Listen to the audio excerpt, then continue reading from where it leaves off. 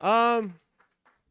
So let's give a round of applause for the space. 20 years of culture, art, music, poetry, community organizing, and activism here in Sylmar. Let's give it up for Karen for organizing the event and for hosting us here, for Brianna for helping to organize this as well. And with that, I will read our fancy introduction. Flowersong Press. Founded by David Bowles and currently run by McAllen, Texas Poet Laureate Edward Vida Ure, Flowersong Press nurtures essential verse from, about, and through the borderlands.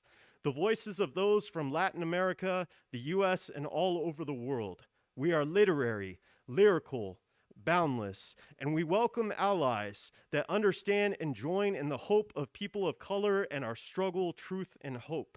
Tonight, Flowersong presents a live gathering of celebrated poets and authors not seen since the days of poets responding to SB 1070.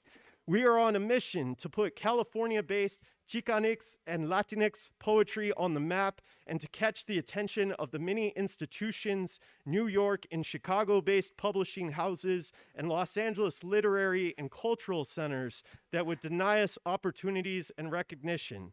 The poets and writers featured from Flowersong this evening have performed their poetry all around the world, sold thousands of copies of their books, had their work published in hundreds of literary journals and newspapers, performed at hundreds of colleges and universities, been taught at dozens of colleges and universities, and have also engaged in powerful work to uplift and transform their communities. Our first, yes, go ahead, give us a round of applause. Thank you so much. Yes. So our first author tonight will be joining us via the magic of Zoom. I'm going to go ahead and read her bio. Iris de Anda is waiting. Iris de Anda is a Guanaca Tapatía poet, speaker, and musician. She has been featured with KPFK and KPFA Pacifica Radio, organized with Academy of American Poets, performed at Los Angeles Latino Book Festival, Feria de Libro Tijuana, Casa de las Americas in Havana, Cuba, and is named one of today's revolutionary women of color. Author of Code Switch, Fires from Mi Corazon. Her second poetry book, Roots of Redemption, is available now from Flowersong Press. Please welcome, via Zoom, Iris de Anda. Hello, everyone. It's so good to join you. I'm up in Northern California this weekend, but I could not miss having this debut of Roots of Redemption with all of you at Tia Chucha's. It's a center that's very near and dear to my heart. And so with that being said, I'm just going to go in and share 3 poems tonight. Untitled. I dream in English, but when I dream, I pray in Spanish. This must be the language of my corazón.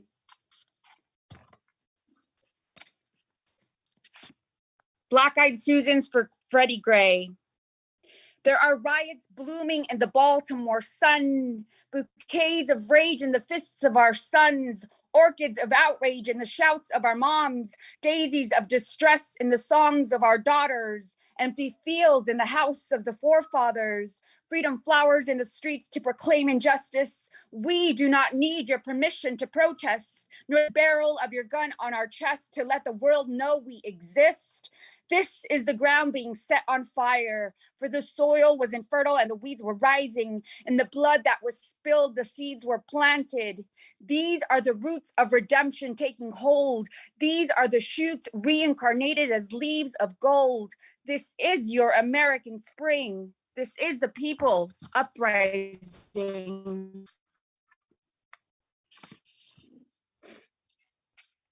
I Can't Breathe for Eric Gardner. I didn't write you this poem until his knee hit my back. As I struggled to breathe, my face on grass makes me lucky. The earth held my tears, turned them to mud in Los Angeles, gave me something in the form of fire. I remember hearing about you on the news, on the social media. Your face on concrete makes you gone. The earth held your tears, turned them to dandelions in New York, gave us something to fight for again and again and for always. I held you in my breath. Your words echoed in my body. The man with the badge went blind with power because they can't see us, they don't hear us. The earth holds flame water, turns them into volcanoes. We are too loud for the system of despair. I am so sorry, so willing, so tired of explaining. Give us something to remember why Black and brown are not colors seen in rainbows, even though we are the seeds connecting breath to life. Muchas gracias. Abrazos. I hope everyone has a good reading. Buy my book.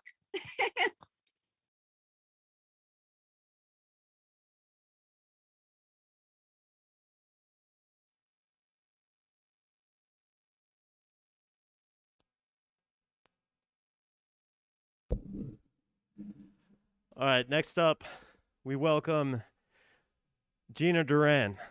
Gina Duran is an artist, poet, and educator with a focus on marginalized youth. She is the founder of the IE Hope Collective, an outreach that helps people living on the streets and in shelters, and provides poetry, art, and yoga workshops for low-income, homeless, foster, refugee, and LGBTQ plus 2+ youth, ages 7 through 18.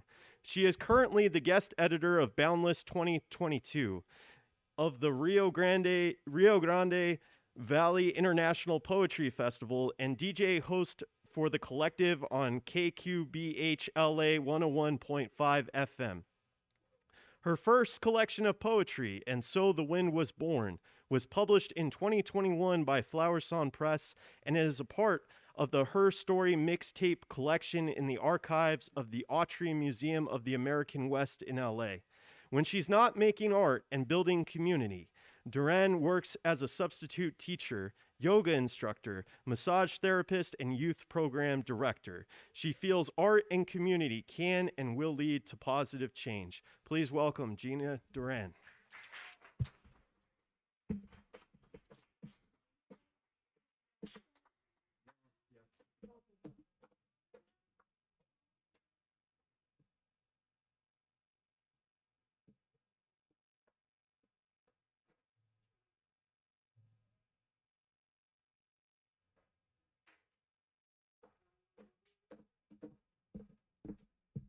Hello. This is really high for me.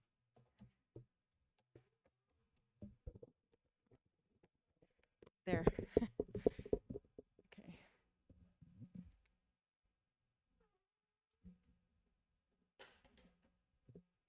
Oh, I can't see. This is not going to work. All right. Born from amnesis. The air is still as a pulsating heart pounds inside the wind, blood circulating like a tornado, writhing in the abdomen of a beast. Yet externally it is silent as a force of gossip plunders landscapes. The earth concaves and vexes with imprints of the violence upon her body, like her mother before her. With uncle's hands big or small, friction in the ropes, bound to memories, friction under a young man's hand, with her legs pried open as the darkening vastly spreads, tectonic plates rubbing rigidly in turmoil, red earth rising up, while the dreams of family lay piled within splintered rocks. Now she is he and he is she, rooted to clay and stone, bound by amnesis, stagnant in stasis. Covered in mud, waves of blue flow through, swaying across the concrete floor to find the tornado churning, captured in a well of stomach acids with its youth. Naked and redacted from cognizance, black tape across the gaping truth. But the erosion of its force is fierce. Its rage imperils its vessel, pulsating through the boundaries of family secrets in a gale. a gale wreaking havoc, meeting up with a force more powerful than itself. A love of waves birthing whirlwinds in the windstorm, clenching the tool to release the ferocity looming in the corner, dressed as a rainbow before the rain.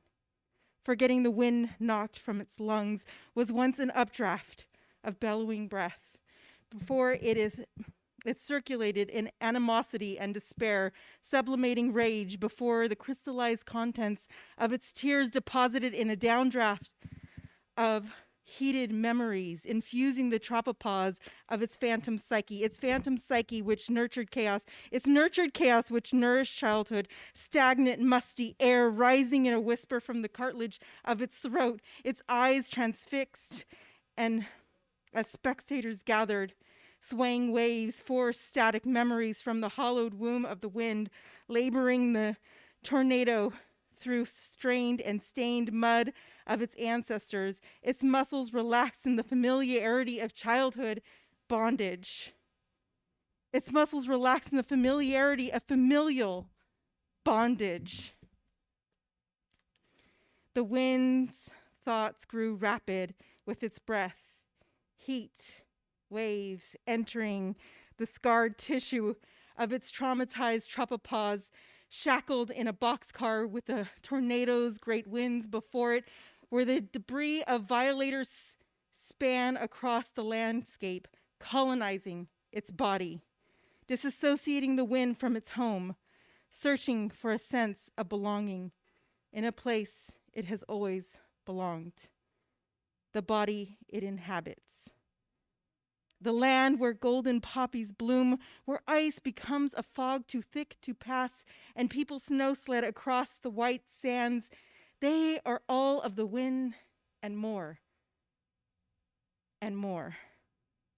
It released itself from its twisted ropes, both unveiling and retching its existence, gusting as a gale passing before a stammered crowd. Only a few caught its gaze. The air escaped its vessel, circulating out of its confined space, an aeolian process, freeing the remnants of its waves.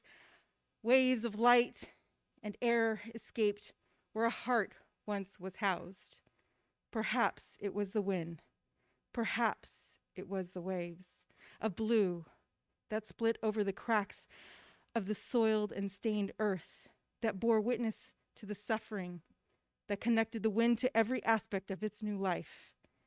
Perhaps the wind was always a tornado, or perhaps the wind needed to meet itself outside of its dormant walls, to clear falsities in its path, to destroy ideals stored in the tissue of its past, and washed over it with love, and washed over me with love. Maybe she freed the wind, or maybe the wind was silenced air, waiting to escape so I could see that I am a tornado, a hurricane, and a sandstorm. But I am also the breath and radiating particles, a child born on the marina, held in the arms of a woman who suffered abuse like mine, who named me after a ray of light towards the clouds. I am the person that is both he and she, who loves a woman who both frees and shatters my heart each time we kiss. I am the rainbow and the reflection and refraction of myself. I am the red earth of my ancestors waiting to be shaped. I am the wind talker, listening for the wind's harmony.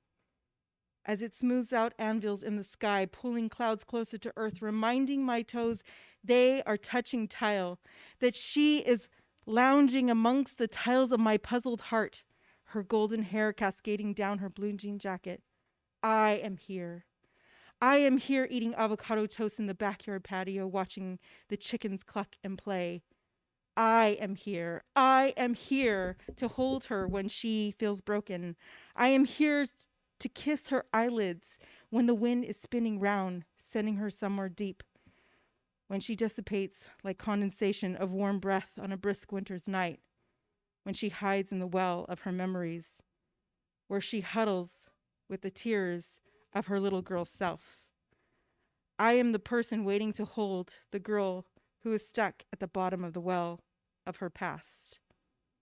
I am the one holding out my hand, waiting for her to grab on. I am waiting for her to see her power. I am waiting for her to see she is the wind, so that she will free herself, and I will climb down in the tenebrous well to sit with her until she does. Thank you. And my book is And So the Wind Was Born.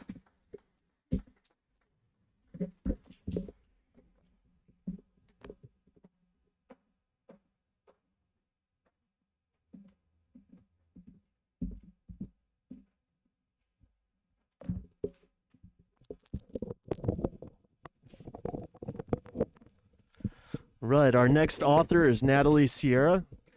Natalie Sierra, she, they, is a first-generation Latinx author and poet. Natalie is the author of 2 collections of poetry, Nadine, Love Songs for Demented Housewives, and Medusa, for which her poem, Medusa is My Sister, was nominated for a Pushcart Prize. She has also written 2 collections of short stories, Temblors, and Strangelove, Tales of Love and Lust. Her work has been featured in dozens of publications, including Dryland, South Broadway Ghost Society, Medium, and the Los Angeles Times. In addition to her own poetic endeavors, Natalie is the editor-in-chief of Disquiet Arts, a Gothic literary magazine that publishes work from BIPOC and LGBTQ+ communities, seeking to change the narrative on Gothic and erotic content and the ownership thereof. Please welcome Natalie Sierra.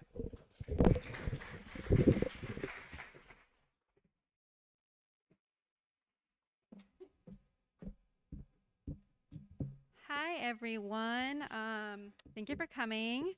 I am primarily a poet, but I just wrote my first novel, and so that is what I will be presenting in part to you today. But I do post tons of poetry on my Instagram, so if you'd like to follow me there, it's at Pandora Demise. So without further ado, I'm just going to jump right into it.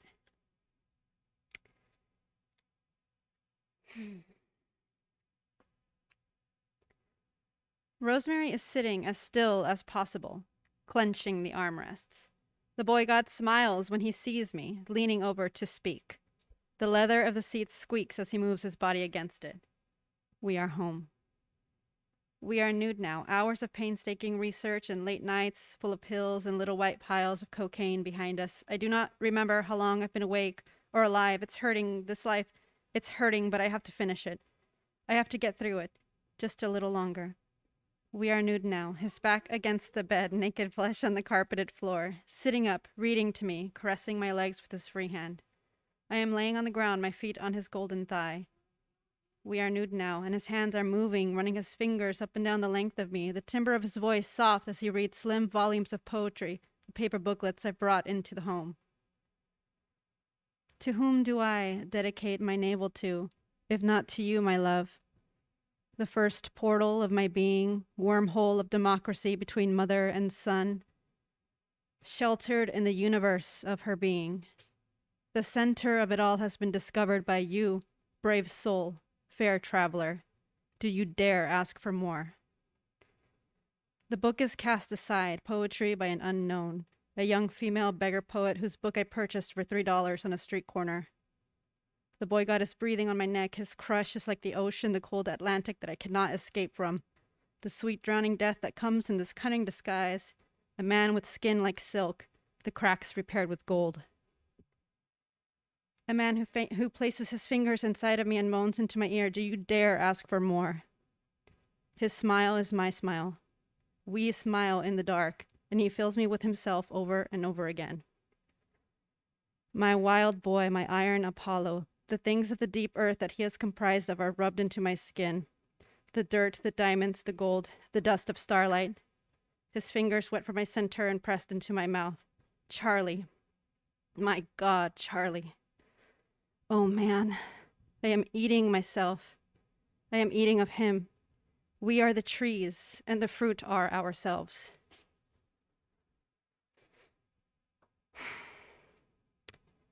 In this ecstasy, in this longing, In this sulphurous soup of ourselves, locked in communion with vows traced with tongue and lapped from the bowels of our molten core, we cracked the earth and tumbled inside the passion of a Christ that witnesses the dead come back to life.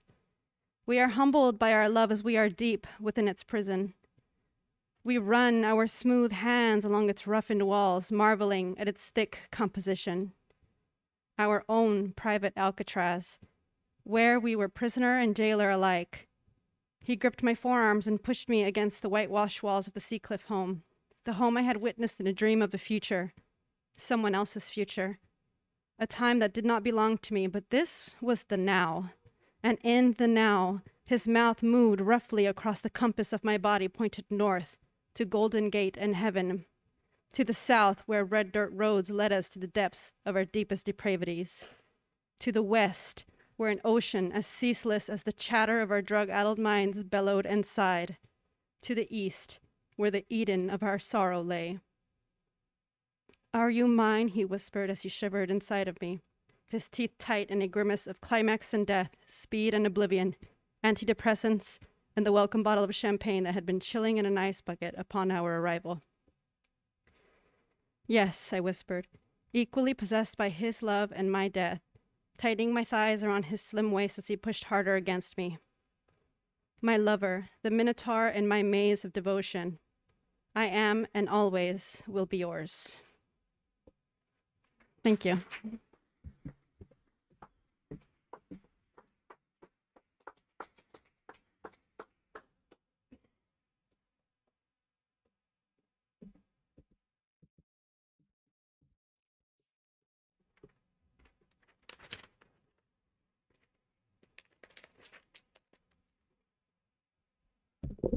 Our next author is Luivette Resto. Luivette Resto, a mother, teacher, poet, and Wonder Woman fanatic, was born in Agua Buenas, Puerto Rico, but proudly raised in the Bronx. Her two books of poetry, Unfinished Portrait and Ascension, which are carried right here, so give a round of applause for that, have been published by Untitled Press. Some of her latest work can be found on the University of Arizona's Poetry Center website, Voz Alta, Spillway, and North American Review.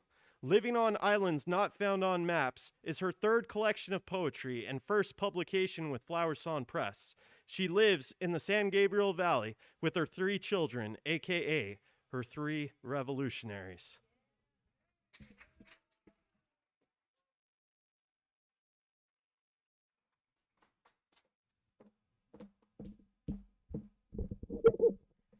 Buenas noches.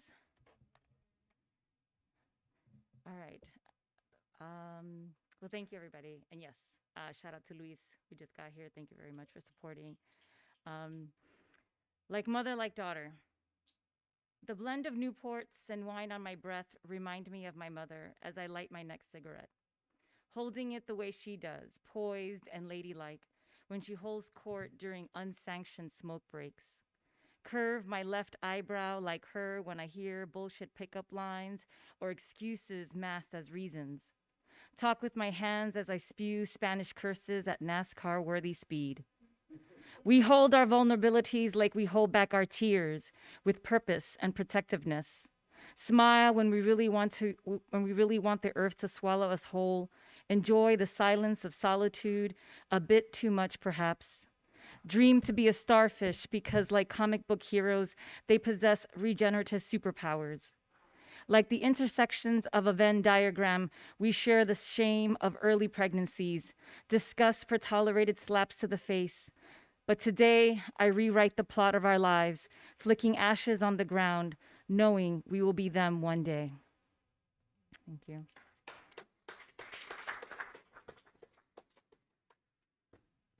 Botswana Beats and Bushmen.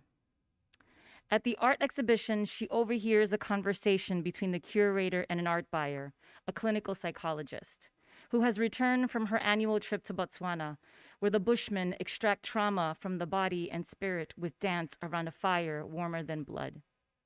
The eavesdropper closes her eyes and her feet move up and down to an imaginary drum beat. Ball to heel, heel to ball to heel. Memories of a father forgetting to pick up his daughter on a typical humid Sunday afternoon. The itchy blue taffeta dress incubating the seeds of rage and resentment. What man will love her if the first one in her life doesn't? Memories of mom's car keys taken away when she forgot she was the parent after 3 rounds of Long Island iced teas. The eavesdropper needed the beats of Botswana, created from the hands of healers, trapping memories in a circle of fire and music where case studies don't exist.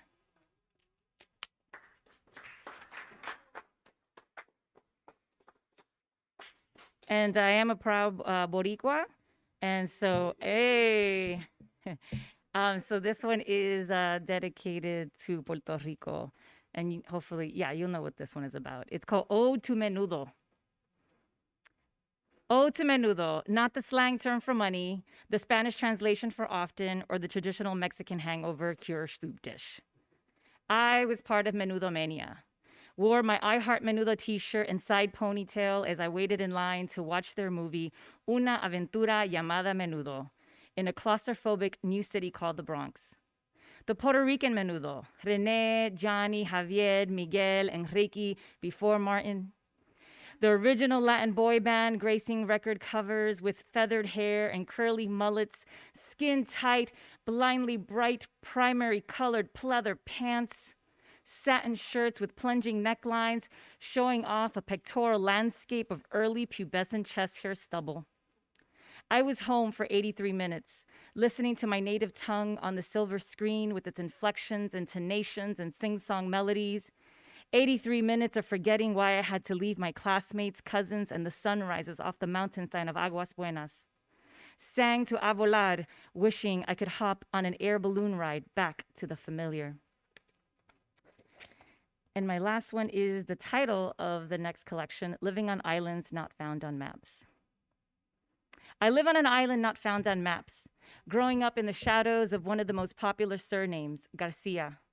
I speak Spanish to my abuela on Sundays, but rely on Google to help my children with their homework because the accent rules never stuck. Stress or unstress? Penultimate syllable? Took the paradoxical college course, Spanish for Bilinguals, where every Tuesday, Professor Cruz de Jesus would shake his head with indignation at my use of the familiar tú versus usted. No me conoce, he said. He was right. No me, says the Spanish teacher. Anyway, no me conoce, he said. He was right. He didn't know me and I didn't know him or the proper word for bus or orange juice. What I did know is summers in Puerto Rico, eating quenepas as relatives said, ¿No entiendes lo que dijo tu primo? And my abuela defending my tongue. This tongue colonized not once but twice, leaving me isolated at family reunions, feeling inadequate for my inability to conjugate on command, sounding out storefront signs while riding the number 42 bus on the way home from kindergarten, where I concentrated to understand Mrs. Farrell's lessons about the seasons. But I finally found home between Bronx bodega aisles, code switching with my homegirls about how many times Juana bipió that boy we saw standing in front of a building. This became the island where I belong, unfettered and absent of red pen corrections. Juana didn't care if I used the tú or the usted or if my yo was about me or an emphatic reaction to her crazy story. This island didn't care if I rolled my R's or ever got the purpose of vosotros. An island where our bodies translated feelings, pursed lips, a raised brow, an aggressive eye or neck roll. We were bilingual neologists, inventing new lands we could carry in our Timbs and bubble coats. Here, language like us wasn't disappointing or broken. Gracias.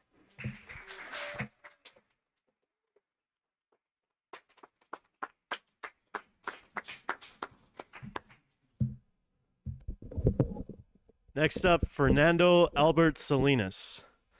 Born in LA County, Fox Hills, Fernando Albert Salinas is on the board of directors of the Ventura County Area Coordinator and a master poet teacher for California Poets in the Schools.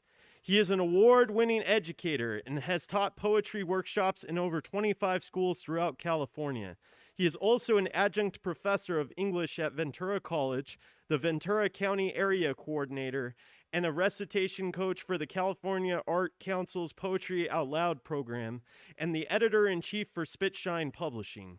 As literary arts program coordinator for the Ventura County Arts Council, he focuses on enhancing the presence and application of poetry and the literary arts, raising awareness of the power of literature, poetry, and the spoken word. In 2012, Salinas initiated the Ventura County's Poet Laureate program. In 2018, he implemented a Youth Poet Laureate program for the county. His written poetry has appeared in several publications, including Askew Poetry Journal, Solo Poetry Journal, Miramar, and Lummox Press. He has performed his spoken word internationally. This year, he has been nominated for California Poet Laureate. Please welcome Fernando Albert Salinas. Oh, here he comes from the back.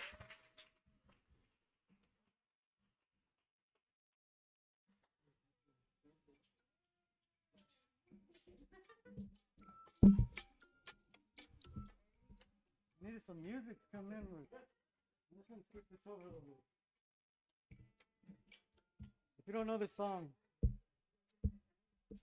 I'll send you a mixtape later. Thank you, David. That's so nice of you. Wow. Man, I dedicate this poem to David. Come on. What's up with that? That was so nice of you. Jeez. Everybody knows what an asada is here, right? Okay, there we go. Okay, not carne asada, but having an asada. He should have known better. But Alejandro made the mistake of hobbling over to my tío Juan and ratting out Kiko for giving him a Charlie horse in the leg. And to make matters worse, he didn't say anything. He just stood there. Tú sabes, hyperventilating. Why are you crying? Is something broken? No words. No intelligible response. Mira, Consuela, I found La Llorona. My cousin's pride drained from his eyes, a little more respect lost with each tear shed. Tío Juan reached for his thick leather belt and asked, "Do you want me to give you a reason to cry?" And just like that, Alejandro found his courage. My tío gripped Alejandro's wrist and told him to make a fist. Palo malo, palo malo, ow, ow! Alejandro's head bounced away from his knuckles each time he punched himself in the ear. And to the whole family, Tío Juan shouted, laughing, "Look at him crying like a little girl."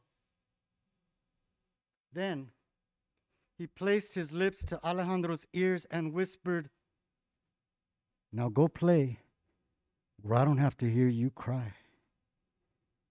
And when he isn't looking, hit him back, but get him good, so he doesn't forget it.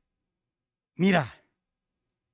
And to make sure he learned, he slammed Alejandro's fist into the side of his head again. Palo malo. Because it stings demasiado there. ¿Que no?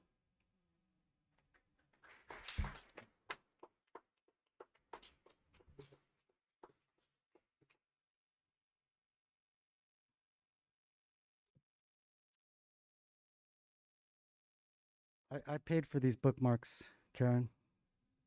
I left a donation just so you know. Hijo. I swear that. Wow. I swear I don't know how to work these phones, this technology. It's too much for me. My first computer was the Light Bright. Man. Oh, I don't know about this one, but I'm going to share it anyway. It's called Moscas. Cholitas with blue eyeshadow and aquanut hairdos tore each other's clothes off for everyone in the barrio to see. A nipple the size of the small tortillas my grandmother made with leftover flour flopped out from under a yellow tube top. The girl with the gold cross necklace retaliated, and 2 quarts of café con leche spilled out of a black lace bra. There were sharp smacking sounds like the ones my grandma made working masa for tamales Christmas Eve. But it was summer. Tiny beads of sweat gathered on the dim mustache of the girl with coarse hair on her arms. Their perfumes covered the smell of garbage collected in sidewalk gutters. They bit into smooth shoulders. Mascara smeared the other's skin. Brown lipstick onto each other's necks. A brown tennis shoe flipped off from one of the girl's feet as she stumbled back. She stayed on the ground with her hand opened in front of her face to keep the other girl away. One of her earrings was torn out of her ear, and she panted, heaving for air. I'd seen my mother laying in front of my father on the floor in the same defense, and then I remembered what it felt like when I wanted to melt into the ground rather than be hit again. So I reached out to help the girl up, but all she did was cover her exposure with her arm. Someone from behind me told me to stay out of it, so I backed away. But for a moment, I wished I'd never seen her nakedness.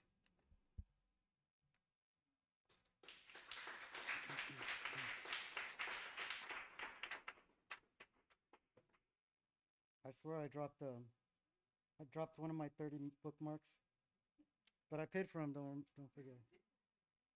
I have to look this one up. Sorry. I was gonna close with this poem that I wrote about this gentleman who, well, I don't know if gentleman's the right word, but this man who was gonna commit suicide on the 101, and people for whatever reason decided they'd stop on the freeway and take selfies with him in the background. It was a crazy, crazy time.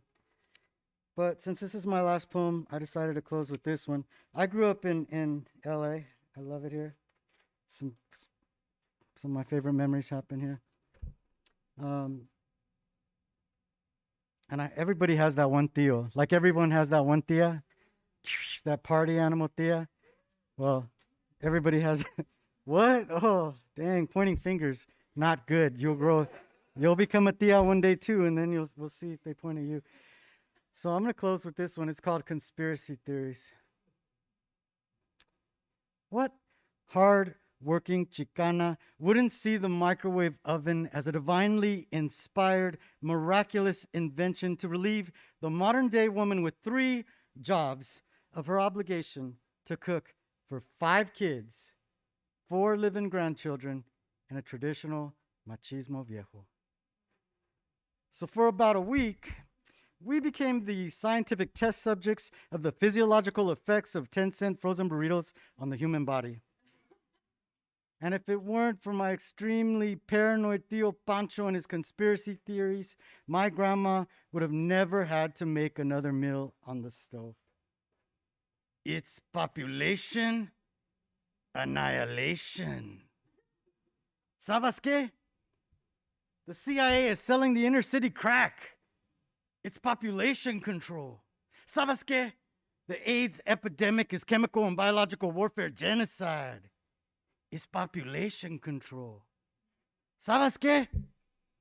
I haven't seen any cockroaches in the kitchen since you got that microwave oven. Mira, if the cockroaches are laying low, maybe it's time to let that thing go. It's probably population control. They want to take out Chicanos first, microwave burritos and chimichangas, then Native American Indians with microwave popcorn. The Italians are probably gonna be next. Just wait. There'll be frozen pizzas in every freezer in LA.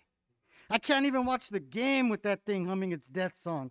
All the radiation is messing up the reception. It's population control. ¿Y sabes qué? It was back. The aroma of homemade tortillas and Folgers coffee at 5 a.m. Waking to the sound of my grumbling stomach, papas frying in chorizo, eggs sizzling in tablespoons of butter, pink beans boiling with a dash of salt, a cube of pork, onions and garlic, and my grandma slamming the cabinets to make sure she wasn't the only one awake before sunrise. Thank you all for listening. Thanks for being here.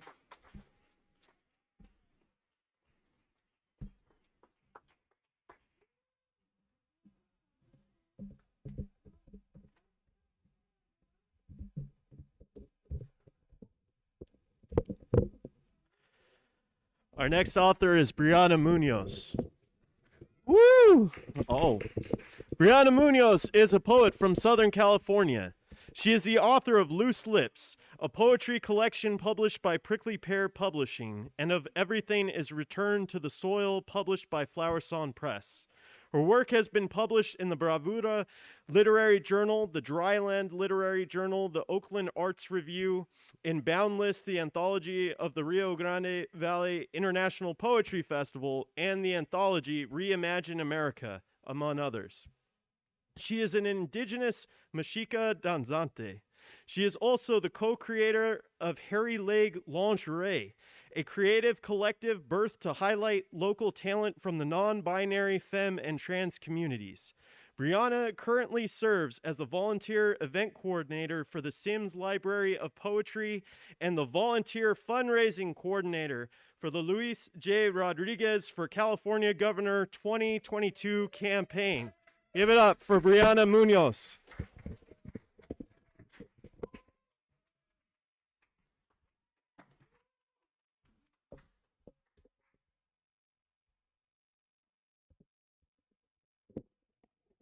Sure, gonna be too tall.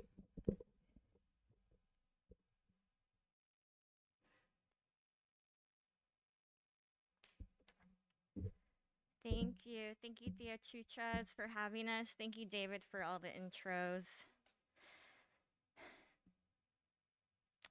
This is titled A New Year, Another Poem. This poet is not drunk this year.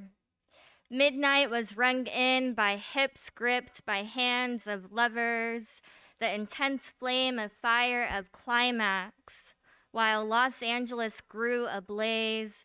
The puppy dogs hid underneath bed frames, and the laughter that followed every cork launched from the necks of champagne bottle. Does morning pause at midnight? And do the people resume their shouting Valentina Orellana Peralta when morning rises? This poet is not pushing her stir counterclockwise to make her drink less bitter. This year, this poet is tired.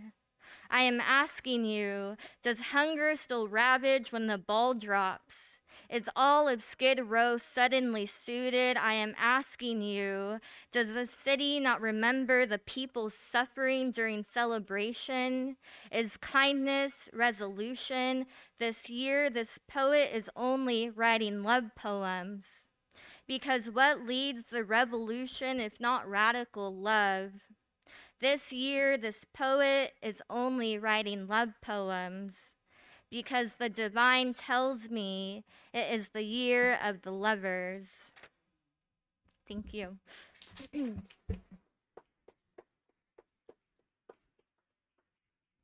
This is titled If I Were to Turn Myself into a Poem.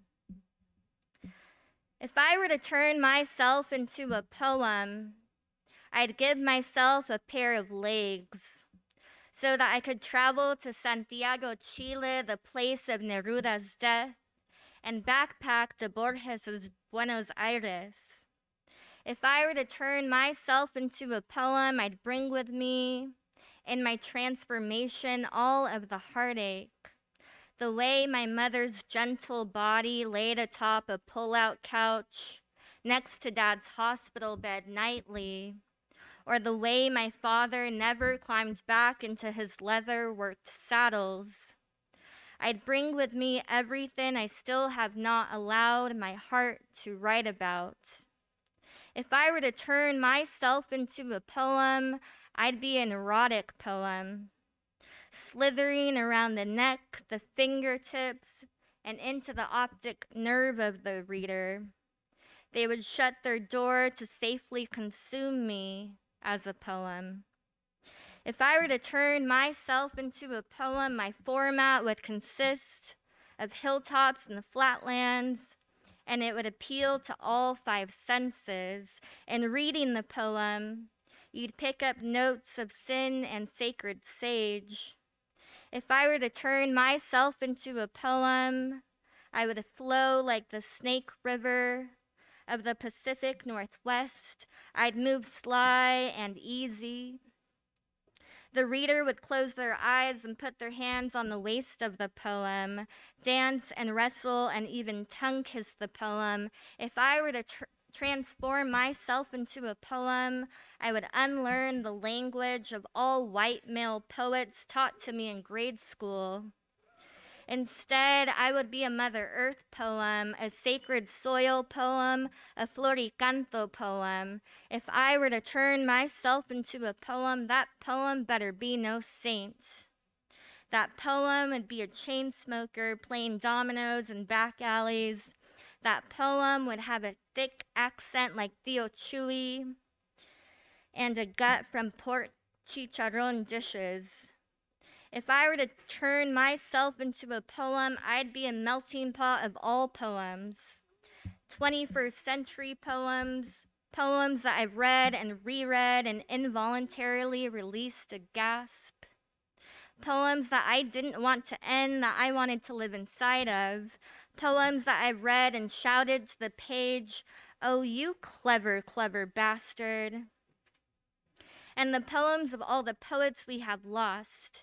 And in my body of a poem, they resurrect and reincarnate, as poets are immortal, clinking glasses of champagne amongst libraries and bookshelves.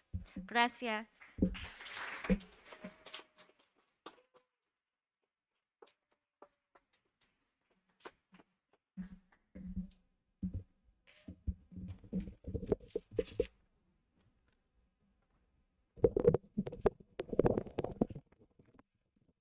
Our next author is Angelina Sainz. Angelina, MED, MFA, is an award-winning public school teacher and poet whose work focuses on memory, mujeres, and motherhood. She is a UCLA Writing Project Fellow, an alumna of the VONA Voices Workshop for Writers of Color, and a Macondo Writers Workshop Fellow. Her poetry has appeared in venues such as Dialogo, Split This Rock, Out of Anonymity, Angel's Flight Literary West, Every Other, Cockpit Review Paris, and the Accentos Review. She is the host of the monthly poetry reading La Palabra at Avenue 50 Studio in Northeast Los Angeles. Her debut book of poetry, Edgecliff, was released in December of 2021 with Flowersong Press.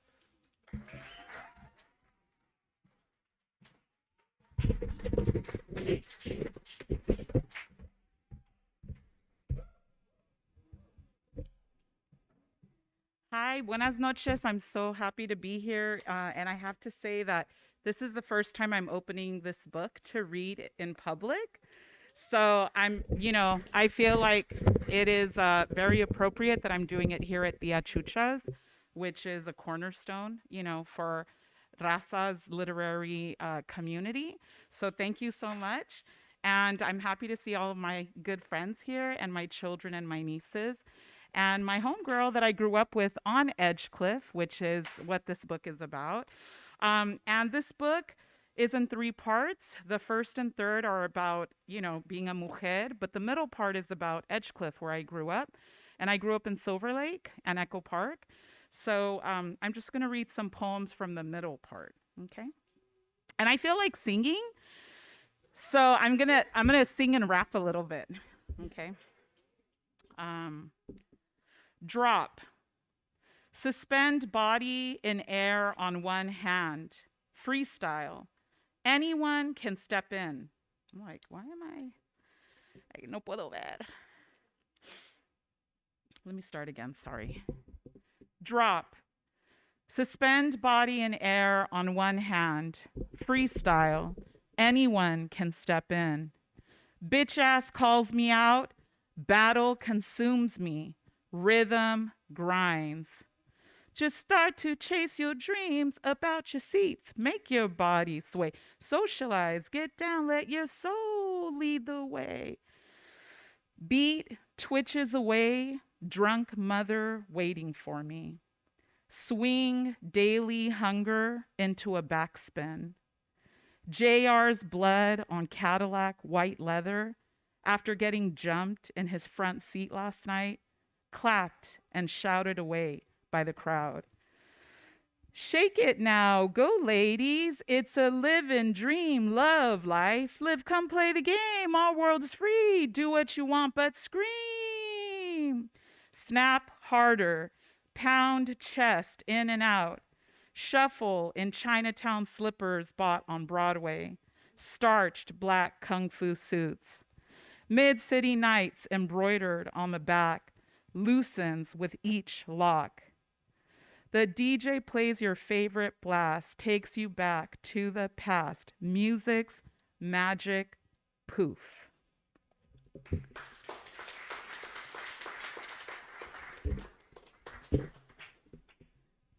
You on our dirty ass couch, glass of water and your muumuu dress gathered between your legs, comb and a shitload of rollers off to the side. Front door wide open as Don Cornelius serenades introduction of the SOS band. You know you ought to slow down. You've been working too hard and that's a fact. Sit back and relax a while. You part sections of your hair with precision, no mirror. Dip your comb into the water. Bring up a whole section like a tidal wave. Bring the whole thing down, snug against your scalp. Take some time to laugh and smile. Lay your heavy load down so we can stop and kick back. It seems we never take the time to do all the things we want to, yeah. Neighbors come in and out with their coffee mugs. You shake the comb high in the air, finger popping between your tasks until your whole head is covered in pink sponges.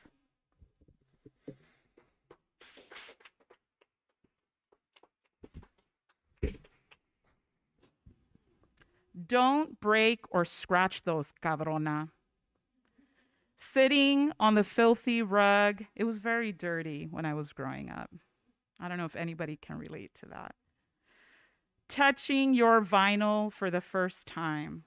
Harold Melvin and the Blue Notes, Mary Wells and Teddy Pendergrass, the Shirelles and the Manhattans. If you don't know me by now, well, I've got two lovers. It's my party and I'll cry if I want to. Looks like another love TKO. This is dedicated. Thank you.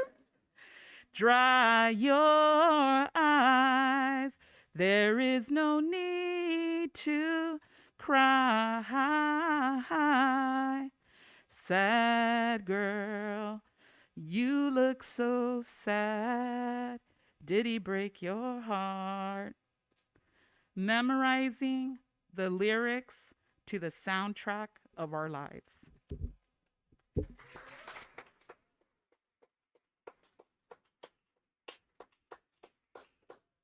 And this will be the last one. I come from a place where all we knew was to be ghetto fabulous and together. Before you start taking out your pinche black and white photos of your tatarabuelo de Francia con sus ojos verdes and your bisabuela Eugenia from the Tarahumara tribe, no. I don't have a single goddamn picture to show you of my ancestors. Before you pull out your map showing me where Fulano boarded his boat in the Bay of Biscay, arriving in your mother's hometown in Zacatecas, or the pueblo that 4 generations of your gente were born into. Know that my mother was born in the Nayarit jungle to my 14-year-old grandmother, and no one can say who the father is, and that I may not even be a Padilla, porque mi bisabuela era puta, and there is no judgment there. Before you tell me of caps and gowns, cheerleaders and jocks, and that you were voted most likely to succeed, no, I come from a place of flunking fools, 0.0 grade point averages. Before you share your tips about the Blands playing in Echo Park, or the best ramen in Silver Lake, or how Hollywood is now called the East Side, no, my muerto's blood pooled on your corners as men masturbated in their cars on Sunset, and my mother lay face down, intoxicated, on the Lucille midnight sidewalk. Gracias.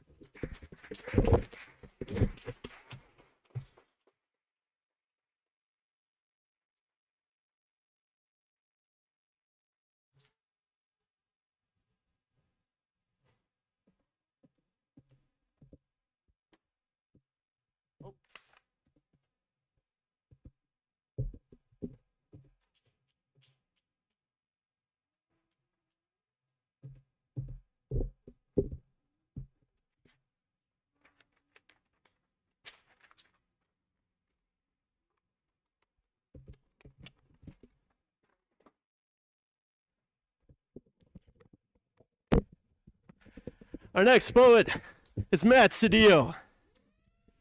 Woo! Matt Sedillo has been described as the best political poet in America, as well as the poet laureate of the struggle by academics, poets, and journalists alike.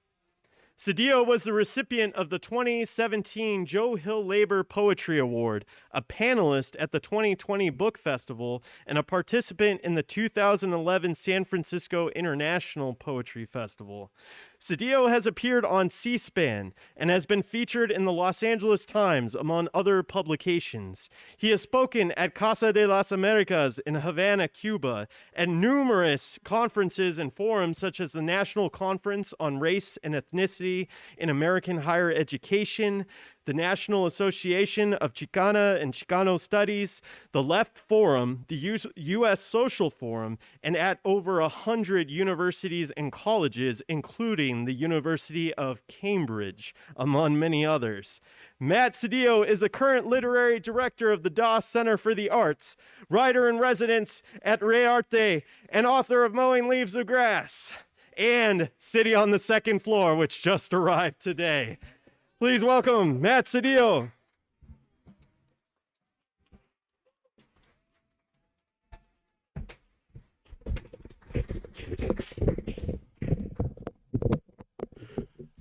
All right, so this poem is from my I guess my last book. That's weird to say. Okay, this poem's from my last book, Mowing Leaves of Grass. It's called Pilgrim. See, some were born in summer homes and palatial groves, where pain was only to ever unfold from the pages of secret gardens Redfern grows, but not I. See, I come from the stock of star-eyed astronauts who greet the night sky with big dreams and wide eyes, always running down the Devil's Highway through occupied America, on the way back to house on Mango Street, and all those other books you didn't want us to read.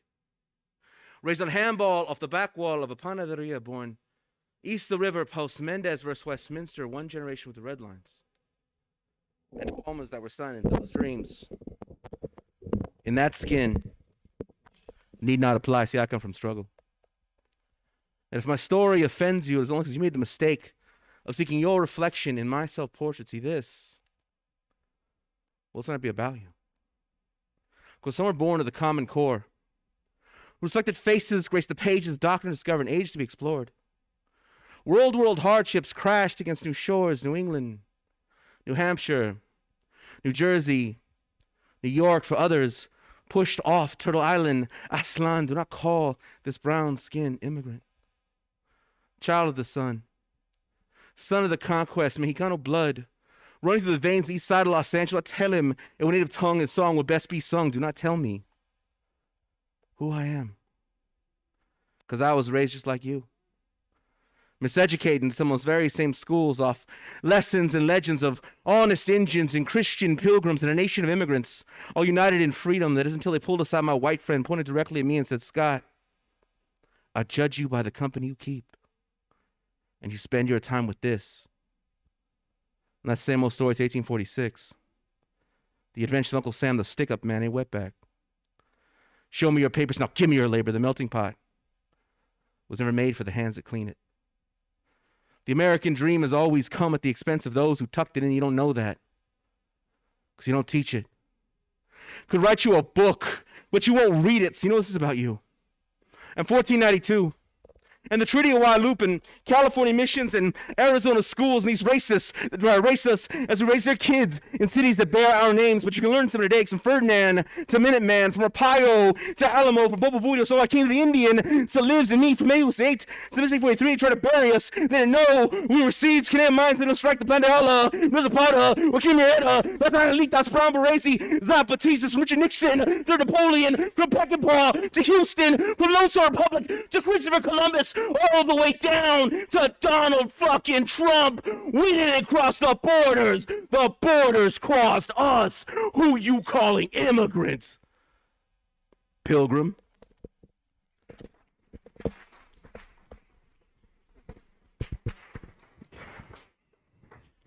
So now this poem is actually coming in my current book, which came out, I guess, today or a few days ago. Sitting on the second floor. So this is like a persona poem, so don't think this is me. I'm not rich. In fact, I need you to buy my books. So we're going to get right to it. Here we go. The rich, well, they're not like you and me. They see an opportunity and they grab it. Reach for the stars and they put them in their pocket. Company stays in the red, but they're backed by the government. Snort the public dime to lines of pure profit, research and development. The rich, well, they're a different breed. Champagne wishes and caviar dreams, thoroughbred stallions, quarter-billion mansions on the sea, Deepwater Horizon, blood diamonds, golden parachutes, silicon messiahs, feasting on endangered species, served on silver platters and winter palaces, carved from the tips of icebergs, six-figure charters, vulture capitals, million-dollar cufflinks, fucking life like an apple, insured by suicide nets, lifestyles of the criminally negligent, but you haven't lived. So you've launched a car into space for no real reason. And that's what I call freedom. The rich, well, here's how it is.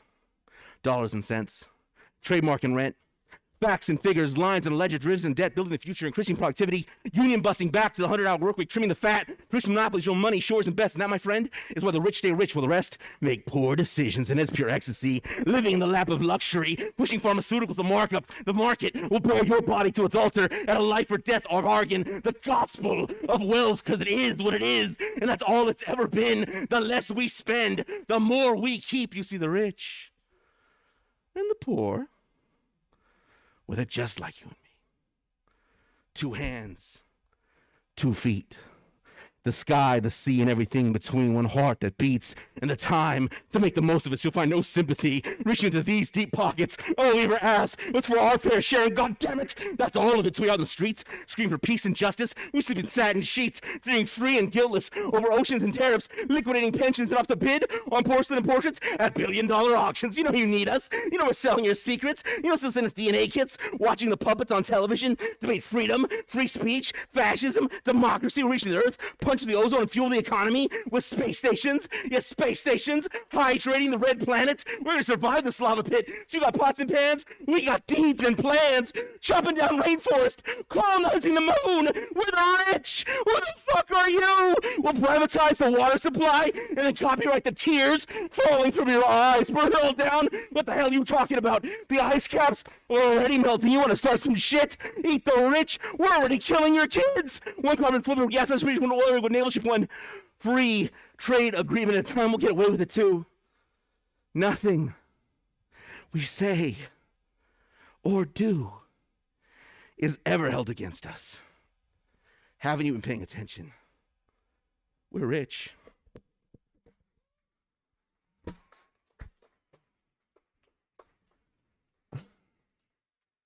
So supposedly I have 10 minutes up here, but I'm good. That's it. But before I get off here, I want to say a couple of things. I want to thank David for doing all the hosting here. He's been doing a great job. I'm going to introduce him in a second. But, you know, this has really been a really incredible journey. I want to thank everyone else who's been along with us on this ride for Flowersong. It's really been incredible doing San Diego and San Francisco and all the cities we've been together. And we're just going to keep going. We're going to have booking in New York. So we're going to keep taking us on the road. And not only is sitting on the second floor on Flowersong, my next book after that called Mexican Style. That's going to come out later this year. That's also going to be on sitting on the second floor. And on Flowersong. And you know, I intend to just help growing this press for as long as I can. And the bigger my name gets, the bigger I want to make this thing come. And I also want to say, Luis Rodriguez for governor. A vote for Luis is a vote for yourself. Luis is a man of the people. Vote for Luis is a vote for the people. And yeah, my books are sold here, so you should buy them. All right. David Romero. Where are my glasses? All right.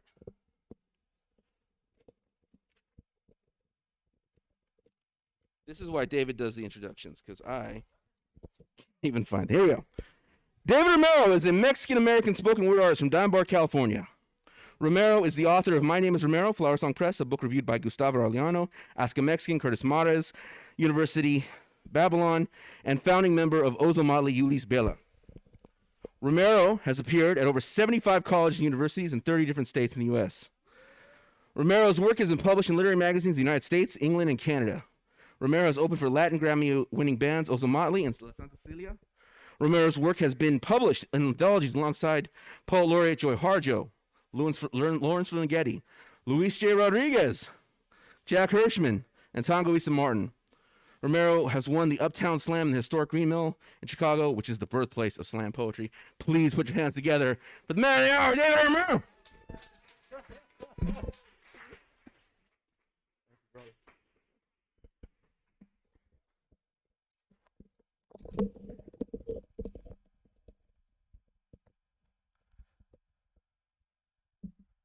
Give it up one more time for Matt Sedillo.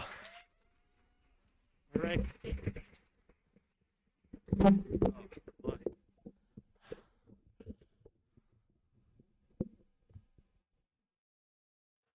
Hola. ¿Cómo está? Me llamo David. Yo no hablo español. Un poquito. I will grow as paranoid as any gringo or gabacho over Spanish spoken. The Spanish I can't understand. Escúchala y comprende. It's la palabra verdad. This poet spits in Spanish to cover up the fact that he doesn't have anything interesting to say in any language. Es la palabra verdad. Es la lengua del pueblo. Es la lengua de la Mexica. Hold your tongue. Do not think to criticize me for speaking English when you too so proudly speak the language of your European rapists and conquerors, Spanish. Now tell me who's brainwashed, whitewashed, no hablo español? Fuck off. Come back to me when your tongue can hold words in the ancient language of the Mexica Nahua.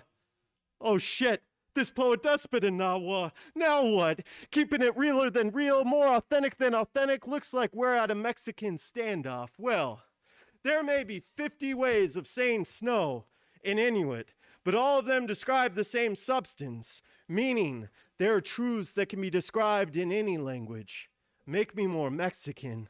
A simple statement, a declaration, a cry for help. I heard they were performing the procedure somewhere in a dilapidated warehouse in Tijuana. It involves infusions of chile, gargling mole, consuming peyote-infused chiclets, classes on how to sell oranges, be priests, architects and presidents, cops and convicts, sinners and saints. It involves baptisms in dirty sinks filled with salvation and jarritos, splashes of tapatio, baptizing your tongue, parla lengua to spit fiery words, Puto, puta, chingon, chingada madre. These words are whole and holy, spoken in backyards and barbecues, weddings and quinceañeras. Yo no hablo español. Un poquito. Make me more Mexican, indigenous and genuine. Halo my head in smoke trails of sage. Take me to sit at the feet of the pyramids, so that these visions of me a sore-thumbed, pink-skinned, sunburnt Indian praying to the four winds won't seem so shallow and ridiculous. Yo, no. I dedicate this to the temple of football with an entrance shaped like a goal.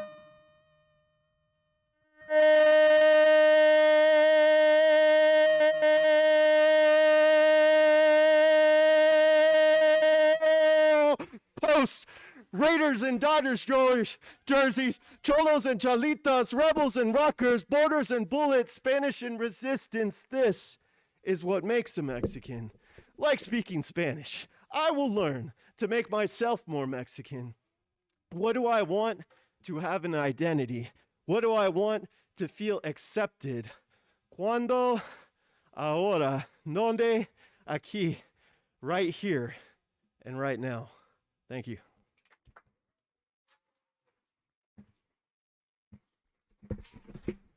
Oh, I tweaked out my back a little bit on that one. It's fun. All right, let's see. Let's see how this goes. All right, so this next poem is the story of an undocumented student athlete. It's inspired by the undocuqueer activist Isaac Barrera, and it's called Undocumented Football.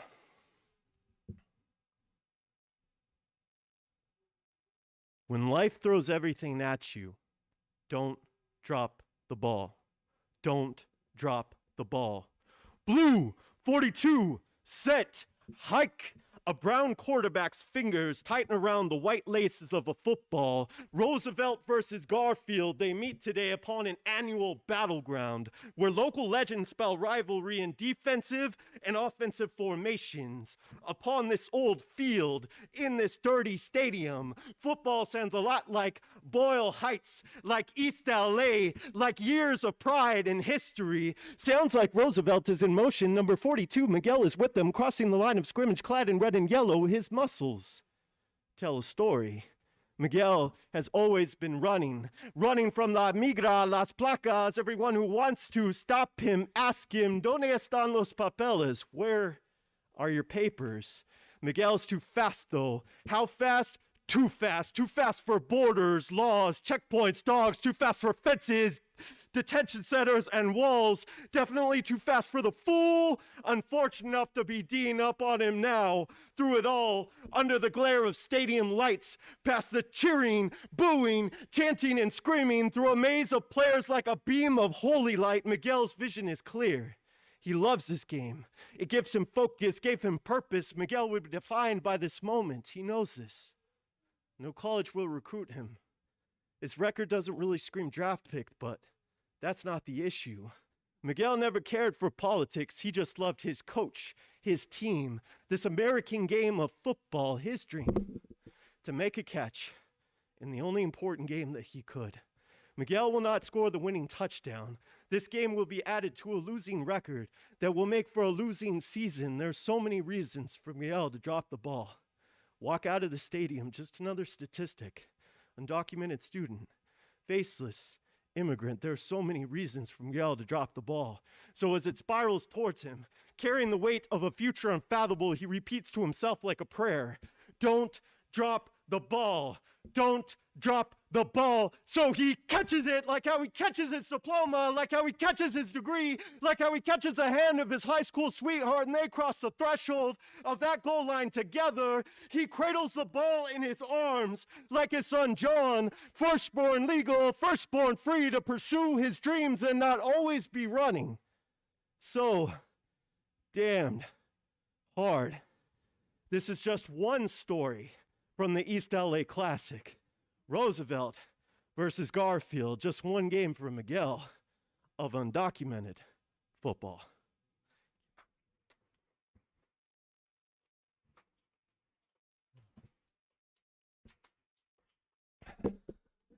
And my last poem tonight. Let's see here. Oh yeah, I'm gonna go run. Speaking of football, I'm gonna pull an audible right now and find my book.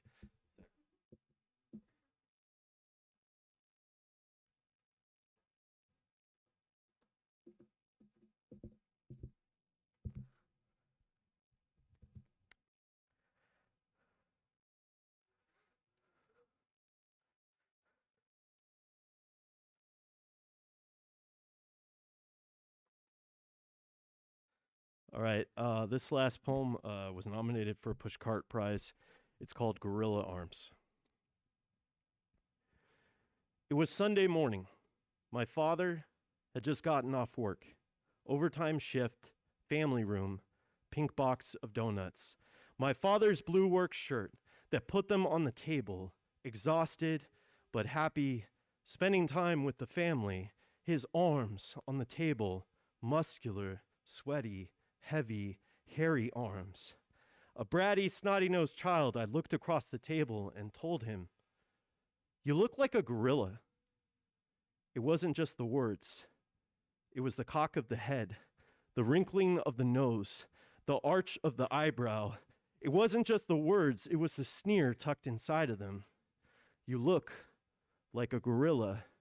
Who was this stranger who lived in my house, spent hours tinkering in the garage or lumbering out in the yard, yelled to rake up the leaves, pick up the dog poop, mow the lawn, left before I left to school, left in the middle of the night, oftentimes returned the same, always wearing that blue or orange uniform, always tired on those days, prone to anger, big, heavy, work boots, clonking and clomping throughout the house. Sometimes he was covered in dirt, his hair uncombed and wild, work shirt unbuttoned, chest hair out, hairy arms like gorilla sleeves. Who was this stranger? He was my dad, my father. "You look like a gorilla." It wasn't just the words, it was the inflection, it was my reflection, it was the teachers, the guest lecturers, the people on television, the parents of my friends.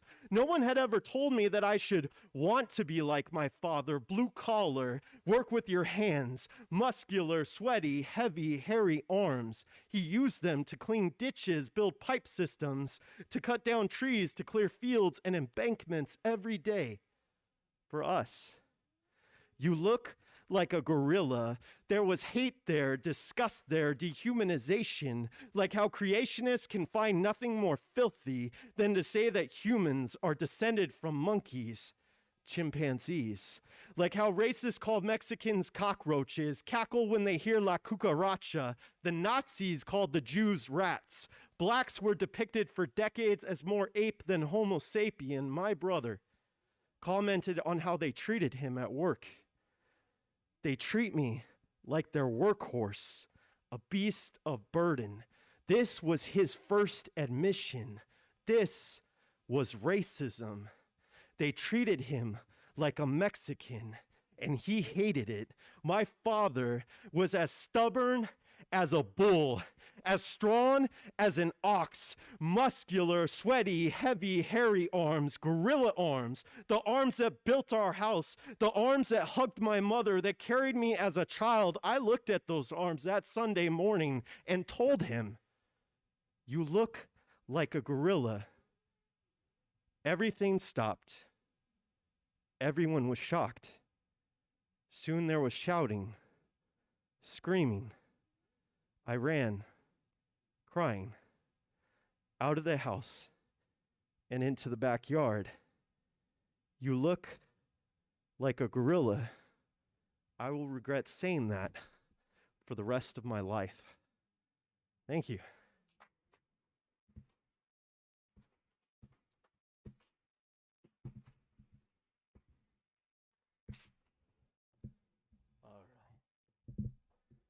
All right, we have one last poet for the evening. Have you enjoyed yourselves this evening? Yes. Our next poet, our last poet, our final poet, Sonia Gutierrez. Sonia Gutierrez is the author of Dreaming with Mariposas and Spider Woman, La Mujer Arana, and the co-editor of the Writer's Response. She teaches critical thinking and writing, women's gender and sexuality studies, and multicultural studies. Her second bilingual poetry collection, Paper Birds, Parajos de Papel, I believe has just found publication, correct? Yes? Almost. It's almost there. It's almost, let's all send her our good vibes. And she lives in California with her family and cat Arlito. Give it up for Sonia Gutierrez.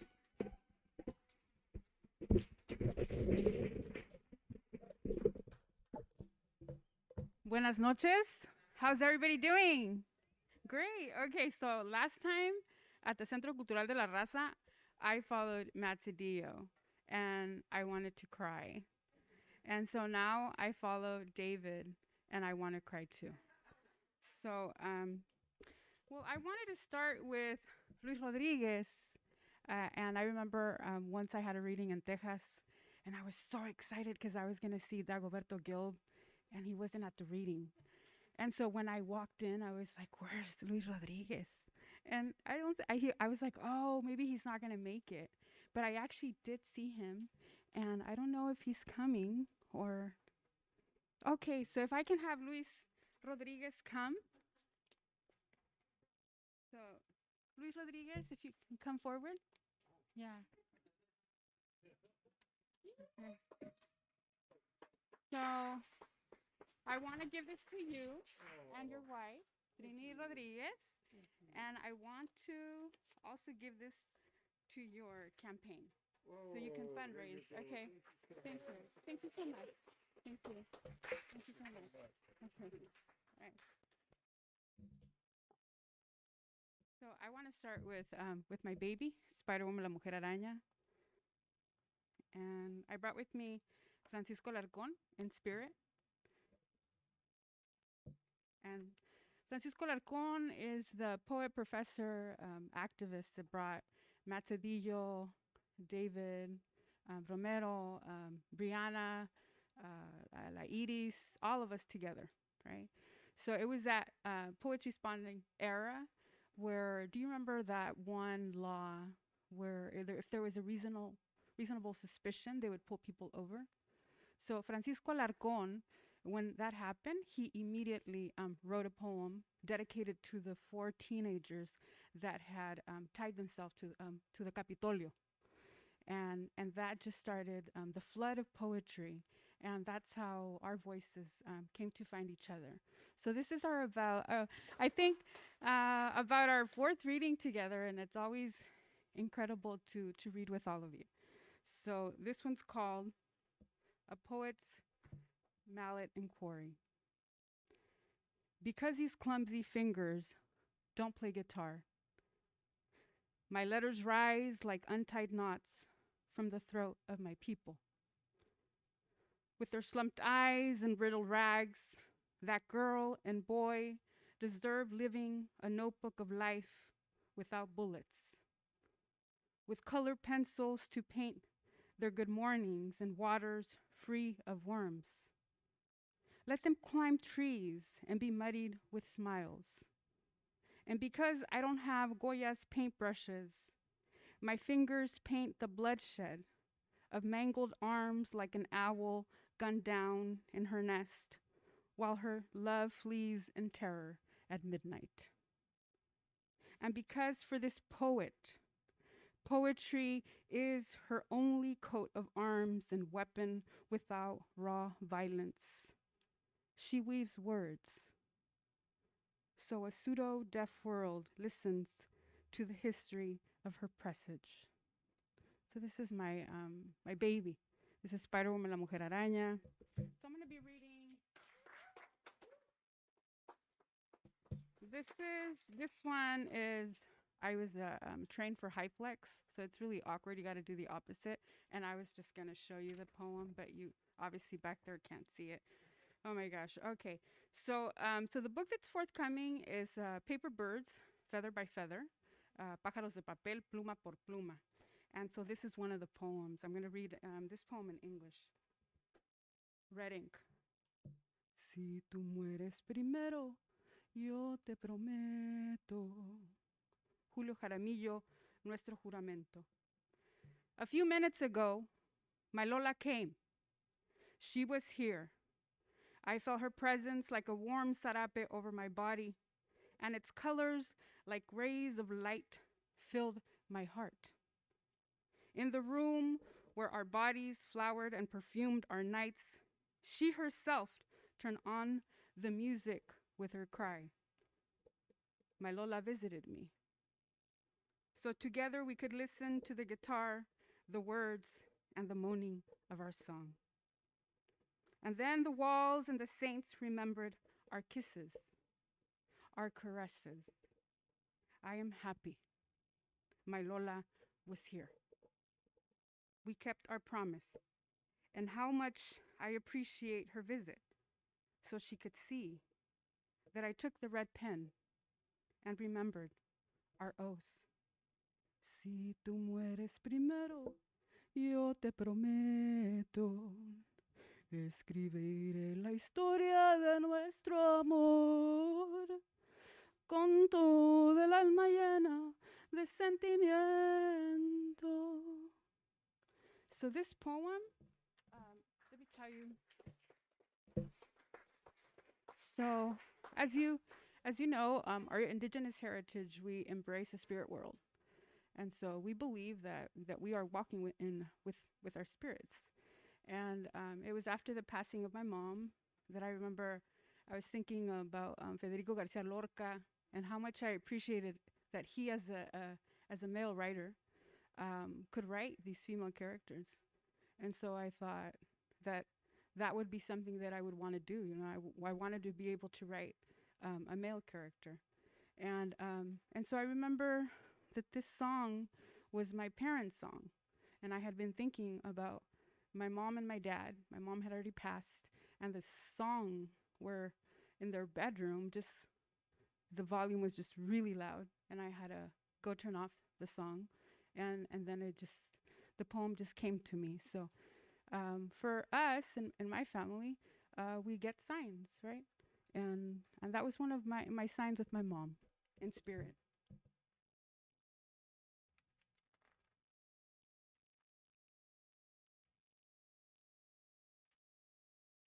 So I'm kind of like the karaoke person, you know, once they sing like one song, I can't stop. That I was going to read more poems from that manuscript, but no. We're going to focus on Dreaming with Mariposas. So this is the one that won the Tomás Rivera Book Award. So I brought Francisco Alarcón with me. I brought Tomás Rivera with me. And don't say that this happened, don't share it with anybody, but when I got this award, I opened the box and my jaw dropped because there was one letter that obviously they don't know it was incorrect, but the W was supposed to be lowercase. And I was like, no, this didn't happen. So, you know, I was really embarrassed, but I actually told them that it was supposed to be lowercase. And so they just sent it like a couple weeks ago. I know. How embarrassing. Don't say anything. Okay, so I'm gonna read two short pieces for this Dreaming with Mariposas book. And this one's called The Leg. So I know that my pressmate, Luivette, we just fought each other's books.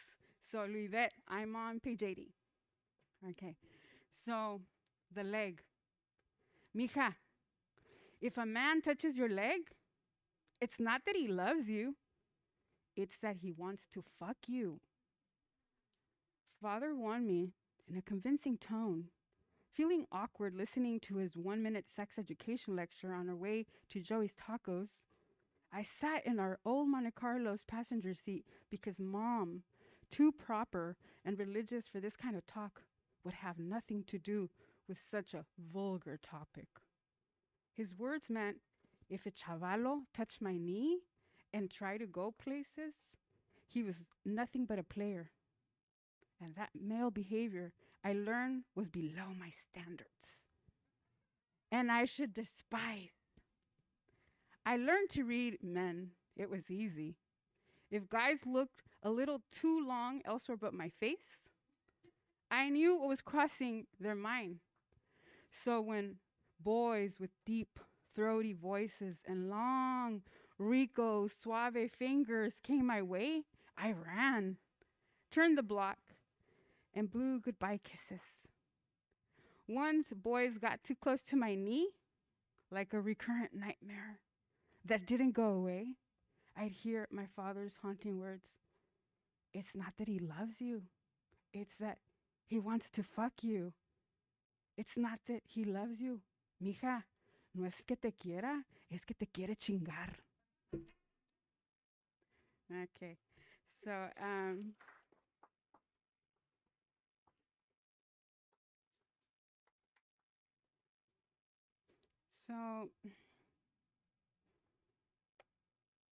I think it's a difficult topic, but I think we should end with this one.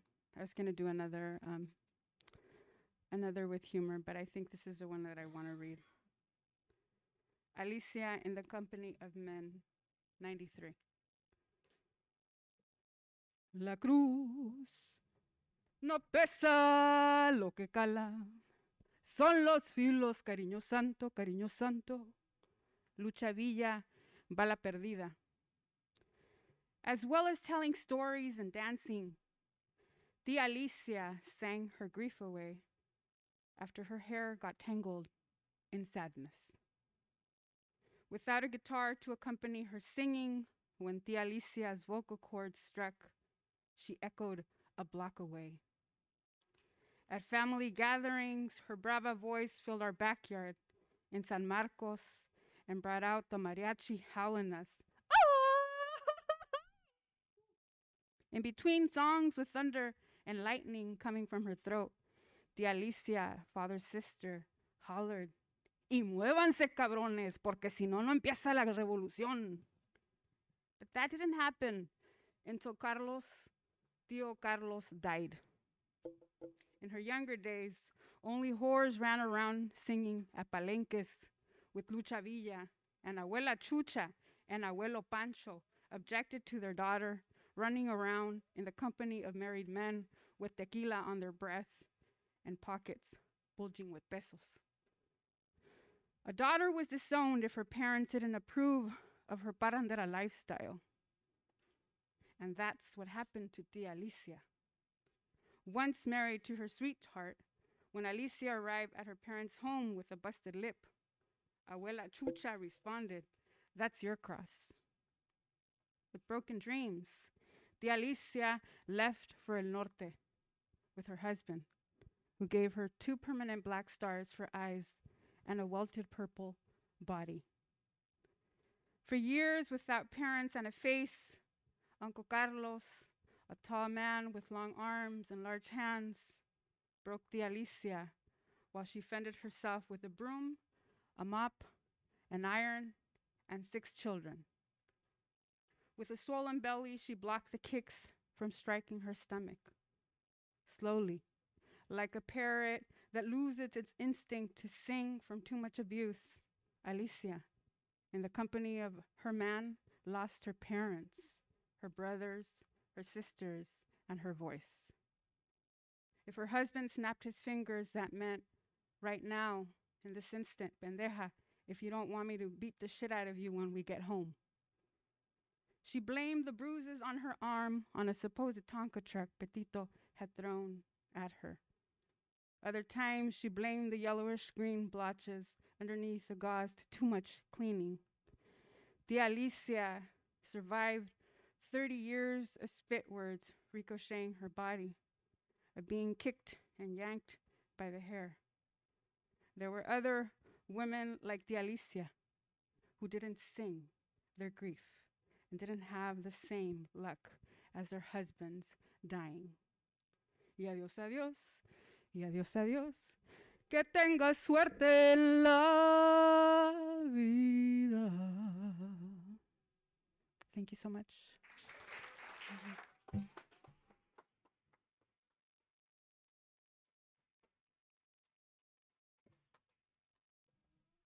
Please support Flowersong Press.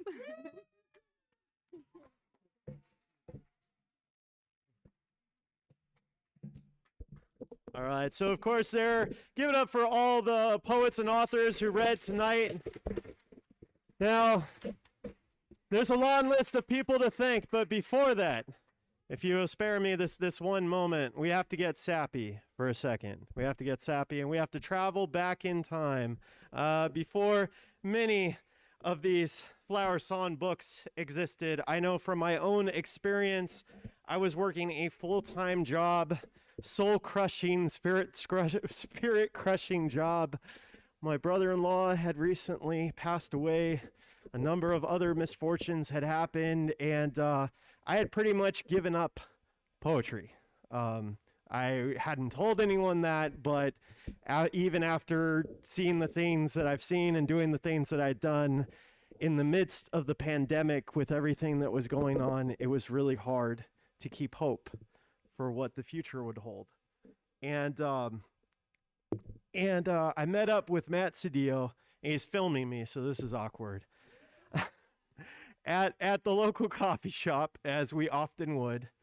And he told me that he had gotten published by Flowersong Press. And even before that, he had told me that he had spoken with Edward Viraure.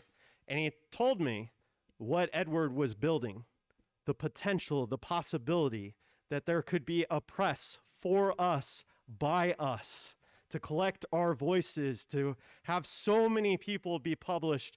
And he actually has been the one who hand-delivered a number of manuscripts to the publisher to make this all happen for so many, for not everyone, but for so many of us, including myself.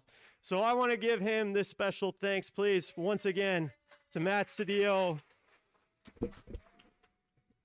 for making that happen, for having the vision of us all coming together. Someday this would be possible, and this is so beautiful because this is our most successful reading, I believe, that we've ever had. So thank you, Tia Chuchas. Thank you, Karen. Thank you, Brianna. Thank you, Johnny on sound.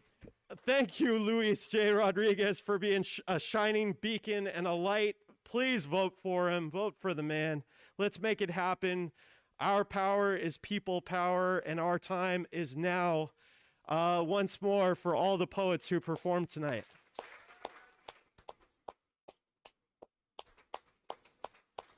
And anyone I didn't thank, I thank you too. All right, so with that being said, please welcome up all of us once again for our photo op. Let's make sure to do this before we forget.